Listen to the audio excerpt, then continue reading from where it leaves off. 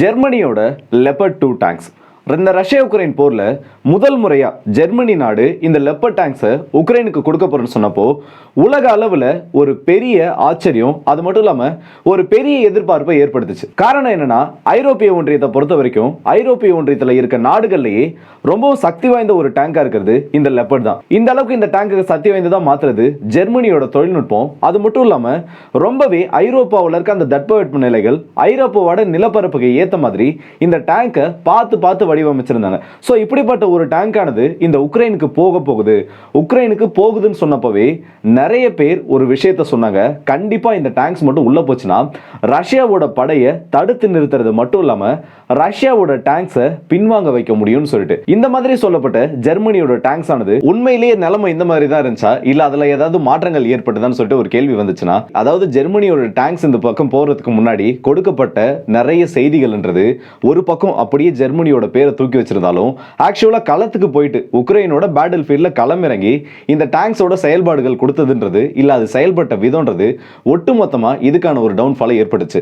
இப்போ அதுல இன்னொரு விஷயத்தை சேர்க்கிற மாதிரி ஒரு 3 நாள் கேப்ல ஒரு M1 ஆப்ராம்ஸ் டேங்க், அது மட்டும் இல்லாம ஜெர்மனியோட லெப்பர்ட் 2 ரஷ்யாவோட T-72 டேங்கால ஒரே ரீஜியன்ல வச்சு வேட்டையாடப்பட்டிருக்கு. இந்த சம்பவங்களை பத்தி தான் இந்த வீடியோட டீடைலா பார்க்க போறோம். சோ வாங்க வீடியோக்குள்ள போயிடலாம். நான் உங்க எல்லாருக்கும் தமிழ் புக்ஸ் டிபி ட்ரெண்டிங்ஸ்.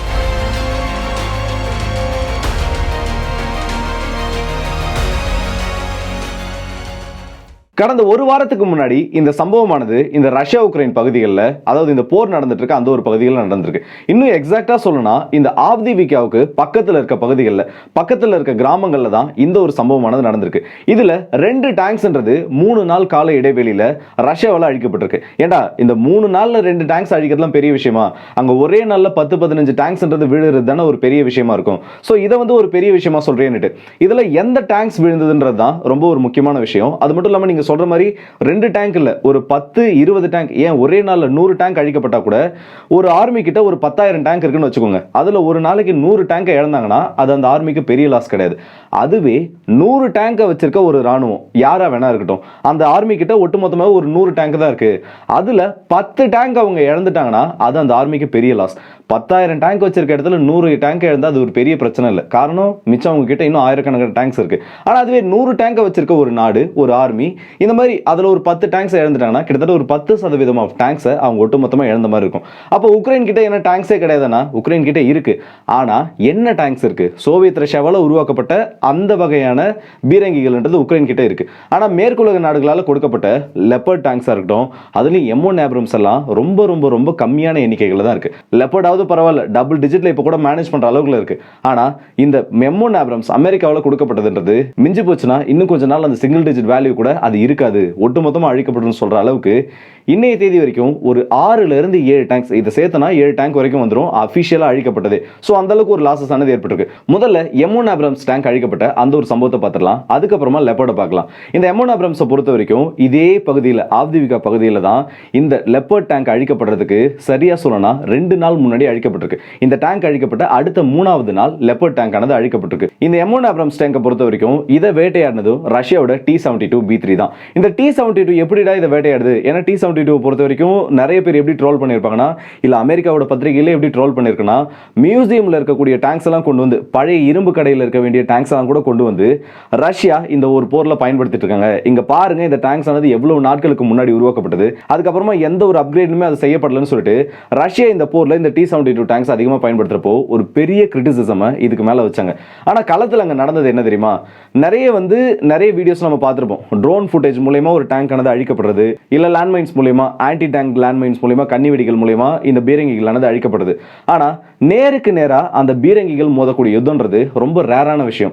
அப்படி நடந்த சம்பவங்களும் நம்ம தொடர்ந்து பார்த்திருக்கோம். அதுக்கான வீடியோஸையும் நம்ம ப்ரொவைட் பண்ணியிருக்கோம். ஸோ அதே மாதிரி ஒரு சம்பவத்துல தான் நேருக்கு நேரா இந்த லெப்பர்ட் டேங்க்ஸும் இந்த T-72 டேங்க்கும் ஆப்ராம்ஸ் டேங்க்கும், அதாவது மூணுமே தனித்தனியா தான். ஆப்ராம் கூட T-72, இந்த பக்கம் லெப்பர்ட் கூட T-72, 2 சம்பவங்கள் நடந்திருக்கு. இந்த 2 சம்பவத்திலுமே இந்த T-72ன்றது நேருக்கு நேரா தான் இந்த டேங்க்ஸ் கூட அந்த மோதல்ல ஈடுபட்டு இருக்கு. முதல்ல இந்த ஆப்ராம்ஸ் கூட நடந்த சண்டையில நேரடியா ஆப்ராம்ஸ் ஃபயர் பண்றதுக்கு முன்னாடி ஒரு சிங்கிள் ஷாட் புல்லட், அந்த ஆர்மரை, அதோட கவசங்களை உடைச்சிக்கிட்டு உள்ள போகக்கூடிய அந்த ரவுண்டை ஃபயர் பண்ணி ஒரு பெரிய டேமேஜை ஏற்படுத்தி அந்த டேங்க்ஸை ஒரே ஷாட்ல, சிங்கிள் ஷாட் தான், வேற எதுவுமே இல்லை, ஒரே ஷாட்டில் M1 Abrams T-72 டேங்க்ன்றது இந்த ஒரு பகுதியில் வச்சு அழிக்குது. இப்படி அழிச்சதுக்கு அப்புறமா அந்த பகுதியை விட்டு T-72 மூவ் ஆகிற வரைக்கும் அந்த ட்ரோன் ஃபுட்டேஜில் இருக்கு. ஆனால் இதில் பதில் தாக்குதல் ஒருவேளை M1 Abrams பண்ணப்பட்டிருந்தாலும் அதை தாங்குற அளவுக்கு இந்த T-72 டேங்க்ல கான்டாக்ட் ஆர்மர்ன்றது இது வந்து ரஷ்யாவோட ஒரு ரியாக்டிவ் ஆர்மர்னு சொல்லலாம். இந்த ஒரு ஆர்மரை எடுத்து தான் இப்போ மிச்சம் இருக்கிற M1 Abramsோட அந்த பகுதிகள் மேலே அந்த சர்ஃபேஸ்க்கு மேலே உக்ரைன் கொஞ்சம் நாளைக்கு முன்னாடி செட் பண்ண ஆரம்பிச்சிருந்தாங்க. ஏன்னா M1 Abramsோட அந்த ஆர்மர்ன்றது உக்ரைனோட பேட்டில் ஃபீல்டை இல்லை ரஷ்யாவோட அந்த ஆர்மர் பியர்சிங் ஷெல்ஸை தாங்குற அளவுக்கு ரொம்பவே எஃபெக்டிவானதாலாம் இல்லை. அதனால உக்ரைன் கிட்ட இருக்க அந்த பழைய டேங்க்ஸோட அந்த ரியாக்டிவ் ஆர்மர்ஸை எடுத்து M1 Abrams மேலேயும் பயன்படுத்த ஆரம்பிச்சாங்க. ஸோ இந்த ஒரு ஷாட்ல எடுத்தது மூலமா ஒரு விஷயம் நமக்கு தெளிவாக புரியும். இந்த ஆர்மர்ன்றது உள்ள வரக்கூடிய அந்த பெனட்ரேட் பண்ணி உள்ள போகக்கூடிய அந்த ஒரு ரவுண்ட்ஸை தாங்க முடியலன்றது. இது இப்போதான் இந்த மாதிரி நடக்குதா இல்லை இதுக்கு முன்னாடி சம்பவம் நடந்திருக்கான்னு பார்த்தோன்னா கடந்த மே மாசத்துலயும் இதே மாதிரி ஒரு சம்பவம் இதே பக்கத்தில் செசுவியாருக்கு பக்கத்தில் வச்சு நடந்துச்சு. சரி, இது வந்து M1 Abrams பொறுத்த வரைக்கும் M1 Abramsக்கு நடத்தப்பட்ட ஒரு சம்பவம். அடுத்தது லெப்பர்ட் தான். லெப்பர்டை பொறுத்த வரைக்கும் இந்த வீடியோ ஃபுட்டேஜ் நம்ம பார்த்தோன்னா ட்ரோன் ஃபுட்டேஜ் தான் எல்லாமே கிடைச்சிருக்கு. ஒரு காடுகள் மாதிரி இருக்க ஒரு பகுதி, நிறைய வந்து மரங்கள் இருக்கக்கூடிய ஒரு பகுதியில் தான் இந்த யுத்தமானது நடந்துட்டு இருக்கு. இதுல ஒரு பகுதியை நோக்கி இந்த லெப்பர்டுன்றது தொடர்ந்து ஃபயர் பண்ணுது. ஒரு மரங்கள் அதிகமாக இருக்கக்கூடிய இடத்தை குறி வச்சு இந்த லெப்பர்ட் டேங்க்ஸ் ஆனது ரிப்பீட்டடா ஃபயர் பண்ண ஆரம்பிக்குது.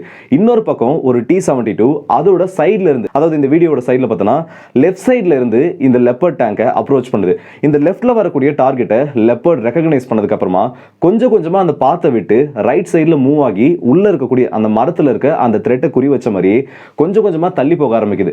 ஆனா திடீர்னு அந்த மரங்களுக்கு நடுவுல இருந்து ஒரு பெரிய வெடி சத்தத்தோட ஒரு புல்லட் ஆனது இந்த லெப்பர்டை நோக்கி வருது. அது இந்த லெப்பர்டை அடிச்ச அடுத்த வினாடி மைக்ரோ செகண்ட்ஸ்ல இந்த லெப்பர்ட் ஆனது ஒட்டு மொத்தமா வெடிச்சு செத்துருது. இந்த இடத்துல ஒரு விஷயத்தை நம்ம கவனிச்சனாலே தெரியும். இல்ல அந்த வீடியோவை அதோட ஸ்கிரீன்ஷாட் மட்டும் நான் அட்டாச் பண்றேன். ஏன்னா நிறைய டைம் நான் சொல்லியிருக்கேன் இந்த மாதிரி சில சென்சிட்டிவான வீடியோஸை நம்மளால யூடியூப்ல போட முடியாது சொல்லிட்டு. ஸோ ஸ்கிரீன்ஷாட்ஸ் மட்டும் ஆட் பண்றேன். மெனுவர் பண்ணக்கூடியதுல அந்த லெப்பர்டுக்கு ஒரு சில பிரச்சனைகளானது ஏற்பட்டிருக்கு. ஆப்போசிட்ல ஒரு டேங்க் இதை எங்கேஜ் பண்றப்போ அதே மாதிரி ஃப்ரண்ட்ல ஒரு டேங்க் இருக்கப்போ இதோட அந்த மூவ்மெண்ட்ஸ்ல ஒரு சில பிரச்சனைகளானது ஏற்படுது. இதுக்கான காரணம் என்னன்னா லெப்பர்டை பொறுத்த வரைக்கும் T-72 விட கொஞ்சம் ஹெவியான டேங்க். T-72 இப்ப இருக்க ரஷ்யாவோட அப்கிரேடட் டேங்க்ஸை விட லெப்பர்ட் உக்ரைனுக்கு கொடுக்கப்பட்டிருக்க அந்த ஒரு வேரியன்ட்ன்றது கொஞ்சம் ஹெவியான டேங்க். ஸோ இந்த வெயிட் அது மட்டும் இல்லாம அந்த நிலப்பரப்பு கொஞ்சம் சகதியா இருந்ததுனால அதோட மூவ்மெண்ட்ஸ்ல ஏற்பட்ட ஒரு சில பிரச்சனைகளாலையும் அந்த லெப்பர்ட் டேங்கால அந்த அளவுக்கு சரியான ஒரு பிளானிங்கோட ஒரு ப்ராப்பரான ஃபங்க்ஷன்ல ஈடுபட முடியல. அதை சரியா பயன்படுத்தின T-72 அந்த லெப்பர்டை எப்படி ஆப்ரம்ஸ் ஒரு சிங்கிள் ஷாட்ல எடுத்துச்சோ அதே மாதிரி இந்த இடத்துல ஒரே அடியில இந்த லெப்பர்டை வீழ்த்திருச்சு. இதுல ஒரு பெரிய சிக்கல் லெப்பர்டை பொறுத்த வரைக்கும் என்னன்னா ஏன் இந்த அளவுக்கு அந்த டைம் கேப் கிடைக்கலன்றதுக்கு T-72 ரஷ்யாவோட இந்த பீரங்கில ஆட்டோ லோடர்னு ஒரு மெக்கானிசம் இருக்கு. அதாவது உள்ள க்ரூ மெம்பர்ஸ் இருப்பாங்கல்ல, அந்த கன் மூலியமா ஒரு புல்லட்டை சுடணும்னா ஒரு ரவுண்டை சுடணும்னா உள்ள இருந்து ஒரு க்ரூ மெம்பர் மேனுவலா எடுத்து அதை லோட் பண்ணி இந்த பழைய படத்தெல்லாம் பார்த்துருப்பீங்க, இல்லை ஒரு சில இந்த டேங்க் சம்மந்தப்பட்ட வீடியோஸ்லையும் பார்த்துருப்பீங்க. அதை மேனுவலா லோட் பண்ணி சுடணுன்றப்போ ரஷ்யாவுக்கு அது அந்த இடத்துல ஒரு அட்வான்டேஜாக மாறும். ஏன்னா ரஷ்யாவை அந்த மெக்கானிசம் யூஸ் பண்ணல. உள்ள ஆட்டோமேட்டிக்காக ஒரு லோடர் இருக்கும். ஒரு ரவுண்ட் வந்து சுட்டு முடிச்சதுக்கப்புறம் திரும்ப அதுக்குள்ள அந்த புல்லட்டை செட் பண்ணுறதுக்கு உள்ளே வந்து ஆட்டோமேட்டிக் மெக்கானிசம் ஒன்று இருக்கும். ஆனால் இந்த பக்கம் லெப்பர்ட்ல இந்த லெப்பர்ட் 2ல அப்படி ஒரு மெக்கானிசம் கிடையாது. அதுக்கு பதிலாக ஆட்டோ லோடருக்கு பதிலாக ஒரு பர்சனை உள்ள வச்சு ஒவ்வொரு ரவுண்டுக்கும் இவங்க புல்லட்டை எடுத்து உள்ள வைக்க வேண்டியது இருக்கும். ஸோ இது வந்து அவங்களுக்கு கொஞ்சம் இன்னும் டைம் அதிகப்படுத்தும். உதாரணத்துக்கு ஒரு நிமிஷத்தில் ரஷ்யா அடுத்த ரவுண்டை ரெடி பண்ணுறாங்கன்னா இந்த பக்கம் லெப்பர்டால கூட ஒரு 30-40 செகண்ட், ஏன் இன்னும் ஒரு நிமிஷம் அதிகமாக எடுக்கிறதுக்கான அந்த வாய்ப்புகள் கூட இருக்கு. இந்த டைமை கரெக்டாக கெஸ் பண்ணி கரெக்டாக அந்த ஒரு ஸ்டடீஸை வச்சு தான் ரஷ்யாவோட T-72 அந்த ரீலோடிங் டைமில் கரெக்டாக மெனுவர் பண்ணுறப்போ இந்த T-72 அதோட வீக்கஸ்ட் பாயிண்ட்ல வச்சு தூக்கிருக்காங்கன்னு சொல்லலாம். நிறைய பேர் இந்த லெப்பர்ட் 2 ரஷ்யா கேப்சர் பண்ணப்போ இதனால பெரிய என்ன விஷயம் கிடைச்சிட போகுது, ரஷ்யா இதை ஸ்டடி பண்ணி என்ன பண்ண போறாங்கன்னு சொல்லிட்டு நிறைய கேள்விகளை நம்மளோட சேனல்லே கேட்டிருந்தீங்க. ஸோ ஒரு டேங்க் ஆனது ஒரு நாடு கிட்ட கிடைக்குதுன்னா அதை அவங்க ரிவர்ஸ் இன்ஜினியரிங் பண்றாங்க, இல்லை அதோட மெட்டீரியல்ஸை படிக்கிறாங்கன்னா இதோட வீக்கஸ்ட் பாயிண்ட் எந்த இடத்துல இருக்கு, இல்லை இதை எந்த இடத்துல அடிச்சா ஈஸியாக வீழ்த்த முடியும்னு சொல்லிட்டு அதை பத்தி எல்லாமே ஸ்டடி பண்ண ஆரம்பிப்பாங்க. ஸோ ஒரு ட்ரோன் தாக்குதல் அந்த வீக்கஸ்ட் பாயிண்ட்ல வச்சு நடத்தினாவோ, இல்லை இதே மாதிரி ஒரு டேங்க் விசஸ் டேங்க் வார், பீரங்கி விசஸ் பீரங்கி யுத்தத்தில் இந்த இடத்த குறி வச்சு அடிச்சோம்னா நம்ம அதை ஈஸியாக அடிச்சிடலாம்னு சொல்லிட்டு அந்த பின் பாயிண்ட் அக்யூரசியோட அடிக்கிறப்போ எதிரியை வீழ்த்துறதுக்கான அந்த வாய்ப்புகள் அதிகமாகும். அதே ஒரு விஷயமும் தான் இந்த இடத்துல நடந்திருக்கு. ஸோ இந்த இடத்துல T-72 வெறும் 3 நாள் கேப்ல மேற்குலக நாடுகளால் கொடுக்கப்பட்ட ரொம்பவே முக்கியமான டேங்க்ஸை ரெண்டுத்தை திரும்பவும் தூக்கியிருக்காங்க. நான் இப்பயும் சொல்றேன், உக்ரைன் கிட்ட ரஷ்யாவோட டேங்க்ஸ் நிறைய இருக்கு. ஸோ ரஷ்யாவோட டேங்க்ஸ் அவங்க அதிகமாக, அதாவது சோவியத் ரஷ்யா காலகட்டத்தில் டேங்க்ஸ் நிறைய இருக்கு. அதை அவங்க இழந்தா அது உங்களுக்கு பெரிய ஒரு இழப்பாகவே தெரியாது. ஆனால் ரொம்பவே லிமிட்டட் சோர்ஸ், ரொம்பவே கம்மியான எண்ணிக்கைகளில் இருக்கக்கூடிய இந்த மேற்குலக ஆயுதங்களை அவங்க ஒன்று இழந்தா கூட அது அவங்களுக்கு நிறைய சிக்கல்களை ஏற்படுத்தும். எண்ணிக்கைன்றது அந்த இடத்துல கம்மியாக இருக்கிறதுனால. ஸோ அதிகமான ஆயுதங்கள் இருக்கப்போ அதில் ஒரு சில யூனிட்ஸை இழக்கிறத விட கம்மியான ஆயுதங்களை வச்சுக்கிட்டு அதில் ஒரு யூனிட் யூனிட்ஸை இழக்கிறப்போ அது அந்த ஆர்மிக்கு பெரிய டேமேஜஸை ஏற்படுத்தும். அதே விஷயம் தான் இப்போ எங்கள் உக்ரைனுக்கும் நடந்துட்டு இருக்கு. ஸோ இந்த வீடியோ பற்றி உங்களோட கருத்துக்களை கமெண்ட் செக்ஷனில் சொல்லுங்கள். அடுத்த வீடியோ சந்திப்போம். அதுவரை உங்களிடம் விடுபடுது உங்கள் ஆர்கே.